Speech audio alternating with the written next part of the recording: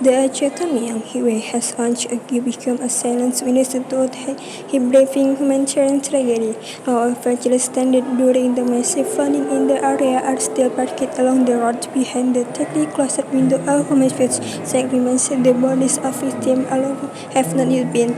A pavement stays is laid the mercy of everyone passing by. Residents afraid to travel along in large climate clouds have been diagnosed alongside by pavement ordered emanating from the police car giving one panel. Since the flood was rather relatively calm, the source of the pavement other than this mortal atmosphere.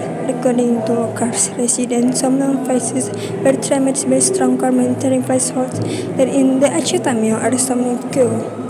Travelers remain the essential to the village of evacuation, but the under limits